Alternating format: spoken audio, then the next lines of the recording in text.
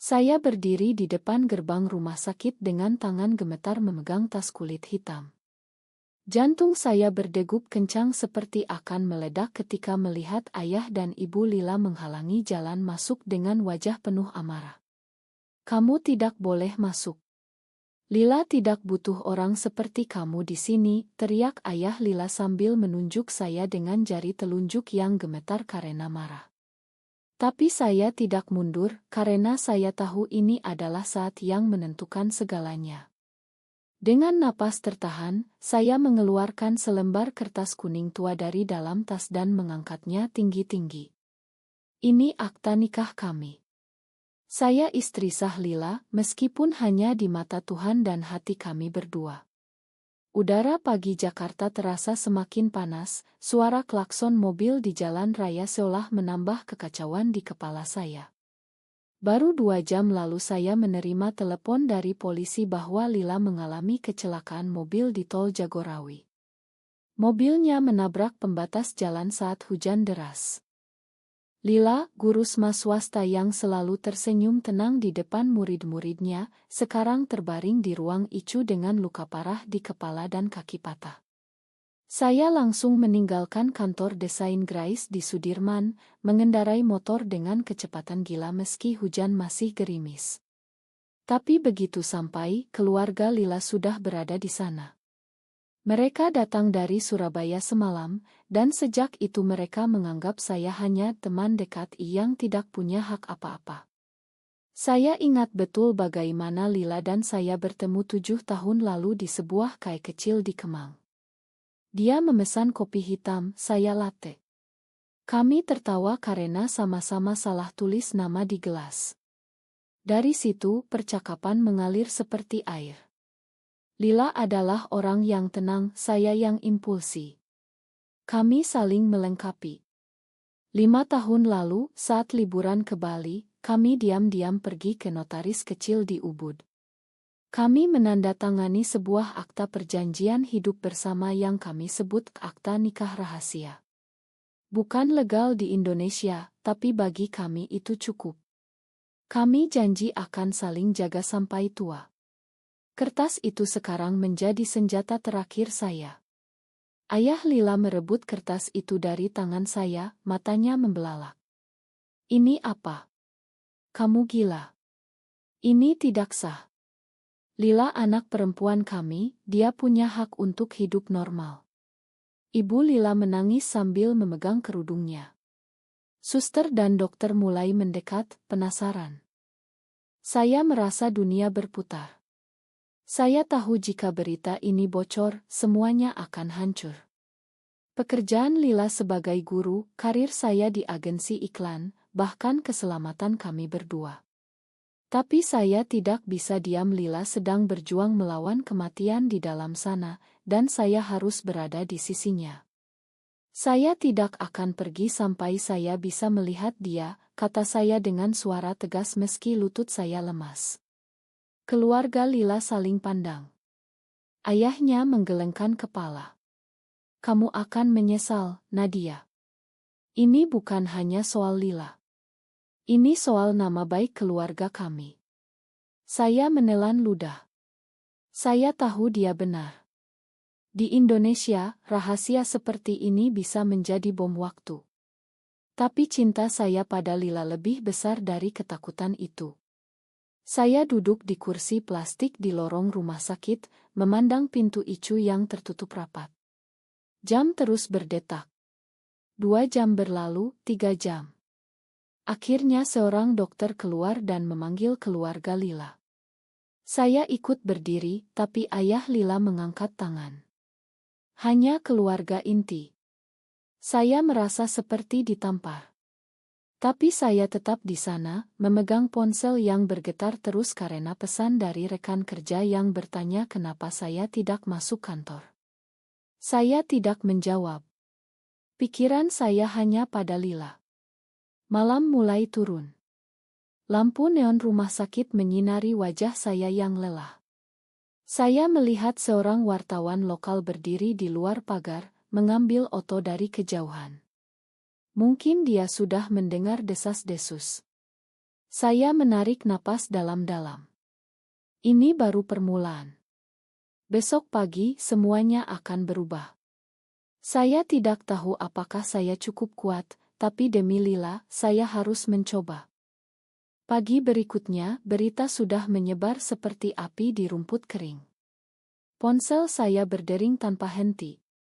Rekan kerja di agensi bertanya, "Nadia, benar kamu pacaran sama guru itu? Ada foto kamu di depan memegang kertas aneh."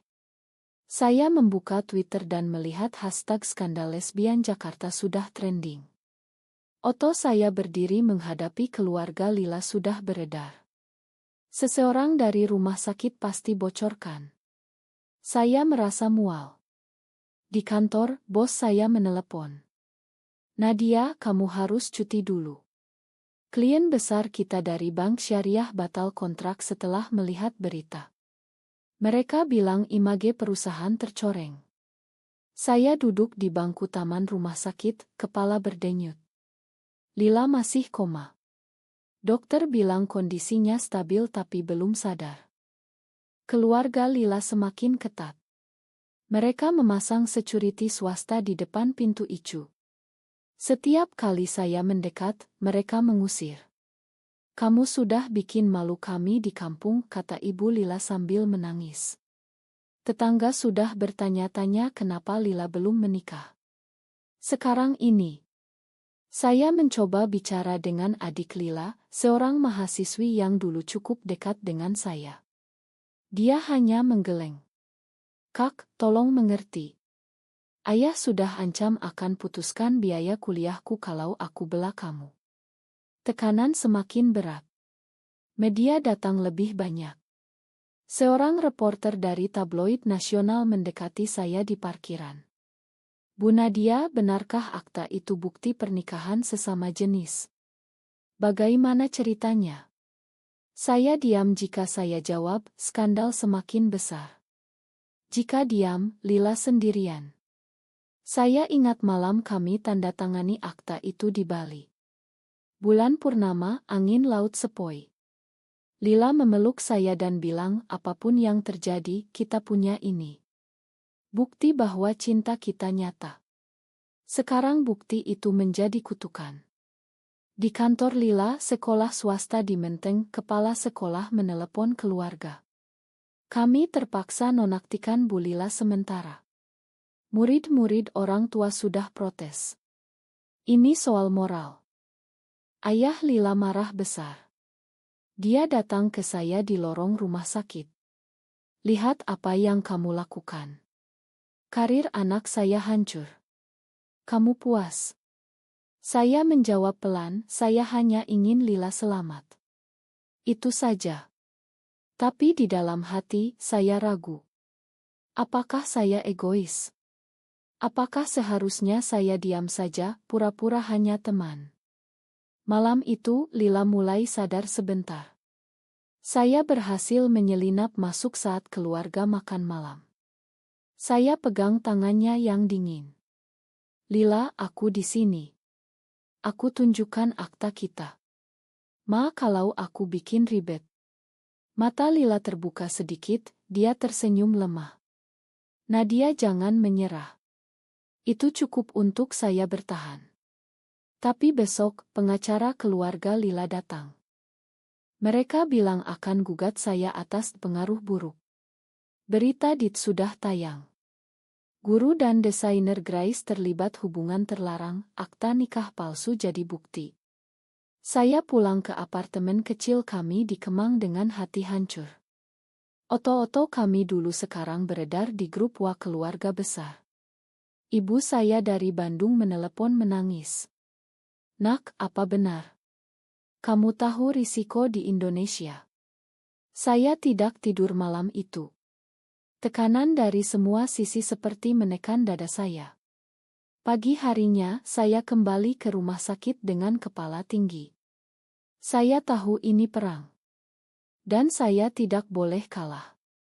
Seminggu berlalu, Lila sudah bisa duduk meski masih lemah. Tapi keluarga tetap tidak memperbolehkan saya masuk lama. Hanya 5 menit sehari, itu pun diam-diam. Di luar, badai media semakin ganas. Agensi saya memecat saya secara resmi kemarin. Nadia, kontrak baru tidak bisa lanjut. Image terlalu negatif. Saya kehilangan sumber penghasilan utama.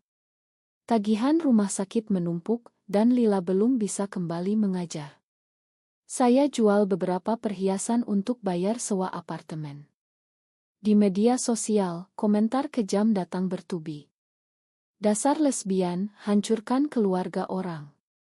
Di Indonesia seperti ini, malu-maluin bangsa. Saya blokir akun-akun itu, tapi kata-kata mereka seperti pisau. Lila menelepon saya dari kamar rawat. Suaranya lemah. Nadia, ayah bilang kalau aku tetap akui hubungan kita, dia akan cabut semua dukungan medis. Aku takut. Saya diam sejenak. Ini pilihan hidup mati. Jika Lila menyangkal, dia bisa selamat dari keluarga dan mungkin kembali bekerja. Jika tetap bersama saya, semuanya hilang. Saya jawab, kamu yang putuskan, sayang. Aku akan dukung apapun. Tapi di dalam, hati saya hancur. Malam itu, saya bertemu teman lama di KAI. Dia bilang, Nadia, mundur saja. Kamu masih muda, bisa mulai baru. Lila juga. Masyarakat kita belum siap. Kata-kata itu menggema. Saya pulang dan menatap foto kami berdua di dinding. 5 tahun bahagia sekarang seperti mimpi buruk. Besok ada sidang pendahuluan di pengadilan keluarga. Keluarga Lila ingin hak asuh medis penuh dan melarang saya mendekat secara permanen. Pengacara saya bilang peluang kecil karena akta itu tidak diakui negara. Ini hanya kertas biasa, Bu. Tidak ada kekuatan hukum. Saya tahu. Tapi bagi hati, itu segalanya. Di rumah sakit, saya lihat Lila dari jendela. Dia menangis sendirian. Saya ketuk kaca pelan. Dia tersenyum, tapi matanya penuh ketakutan. Tekanan ini seperti tali yang menarik kami ke arah berlawanan. Saya harus memilih, diam dan selamat, atau berjuang dan mungkin kehilangan segalanya termasuk Lila. Sidang berjalan singkat tapi menyakitkan. Hakim membaca akta nikah kami dan menggelengkan kepala. Dokumen ini tidak memiliki kekuatan hukum di Indonesia. Hak perawatan tetap pada keluarga darah. Ayah Lila tersenyum puas. Saya keluar pengadilan dengan kepala tertunduk. Tapi di parkiran, Lila sudah menunggu dengan kursi roda. Keluarganya tidak tahu dia minta keluar sebentar. Nadia, aku tidak mau menyerah, katanya sambil memegang tangan saya erat. Kami peluk di bawah pohon. Itu momen singkat bahagia di tengah badai. Tapi malamnya, berita baru muncul, guru lesbi dipaksa keluar sekolah, pasangan desainer ancam bunuh diri. Hoa, tapi eknya dahsyat. Orang tua murid demo di sekolah. Lila kehilangan pekerjaan secara resmi. Saya coba cari kerja relance, tapi klien menolak begitu tahu nama saya. Keluarga saya di Bandung mulai menjauh. Kakak saya bilang kamu bikin malu nama keluarga besar. Saya merasa sendirian di dunia. Lila pindah ke apartemen kami diam-diam. Keluarganya marah besar, ancam putus hubungan total. Kami hidup sederhana, makan mie instan, tapi setidaknya bersama. Tapi tekanan psikologis semakin berat. Lila sering menangis malam-malam. Apakah aku egois mempertahankan kamu? Tanyanya. Saya jawab, kita sama-sama egois karena cinta. Suatu hari, wartawan masuk ke apartemen lewat tetangga. Mereka oto kami berdua. Berita meledak lagi. Bos lama saya kirim pesan, kamu hancurkan hidupmu sendiri. Saya blokir nomornya. Kami putuskan pindah ke apartemen kecil di pinggir Jakarta. Tapi di sana pun tetangga mulai bisik-bisik. Lila mulai depresi. Dokter bilang trauma kecelakaan ditambah stres sosial. Saya harus kuat untuk kami berdua. Tapi setiap pagi, saya tanya diri sendiri, berapa lama lagi saya bisa tahan. Bulan ketiga, situasi semakin kritis. Lila dapat tawaran kerja dari sekolah kecil di Bogor dengan syarat ujaga image. Artinya dia harus pura-pura single dan tidak pernah sebut nama saya. Saya di sisi lain dapat tawaran desain dari perusahaan luar negeri ya online, tapi mereka minta ide interior dan latar belakang bersih. Jika saya muncul, mereka bisa tarik. Kami duduk di meja makan kecil, membahas pilihan. Kalau aku terima, kita bisa punya uang lagi, kata Lila pelan. Tapi aku harus bohong tentang kita. Saya pegang tangannya. Aku tidak mau kamu bohong demi uang. Tapi tagihan menumpuk. Ayah Lila kirim surat pengacara lagi, ingin Lila kembali ke Surabaya untuk pengobatan keluarga. Itu jebakan. Jika Lila pergi, dia mungkin tidak kembali. Malam itu kami bertengkar untuk pertama kali. Saya bilang kamu mau menyerah. Lila menangis. Aku capek, Nadia. Setiap hari dilihat seperti penjahat. Saya keluar apartemen, berjalan sendirian di jalan gelap. Hujan turun lagi, seperti malam kecelakaan. Saya ingat semua momen indah, liburan ke Yogyakarta, makan malam romantis di rooftop, janji-janji kami. Apakah semua itu layak untuk penderitaan ini? Keesokan harinya, Lila ambil keputusan. Dia tolak tawaran Bogor. Aku pilih kamu, katanya. Tapi keluarga tahu dan langsung potong semua bantuan keuangan. Kami hampir kehilangan apartemen. Saya jual motor untuk bayar sewa. Media masih sesekali muncul. Tekanan dari masyarakat membuat Lila sakit lagi. Saya harus pilih, terus berjuang atau biarkan Lila kembali ke keluarga dengan pura-pura putus. Hati saya robek. 6 bulan setelah kecelakaan, kami masih bertahan meski tipis. Lila mulai mengajar online diam-diam, saya ambil proyek kecil dari luar negeri. Kami pindah ke rumah kontrakan kecil di Depok, jauh dari mata publik. Tapi luka tetap ada. Keluarga Lila tidak pernah hubungi lagi. Saya kehilangan banyak teman. Suatu malam, Lila pegang tangan saya di teras. Nadia, terima kasih sudah berani tunjukkan akta itu. Meski dunia membenci, aku bahagia kita tetap bersama. Saya tersenyum, tapi dalam hati bertanya apakah harga yang kami bayar terlalu mahal. Besok adalah hari ulang tahun Lila. Kami rayakan sederhana dengan kue kecil. Di luar, hujan deras lagi. Tapi kami aman di pelukan. Cinta kami tidak pernah sempurna, tapi nyata. Dan di Indonesia yang keras ini, itu sudah cukup. Apakah benar bahwa keberanian untuk mengungkapkan cinta sesama jenis selalu sepadan dengan penderitaan yang menyertainya, atau ada saatnya diam adalah pilihan yang lebih bijak?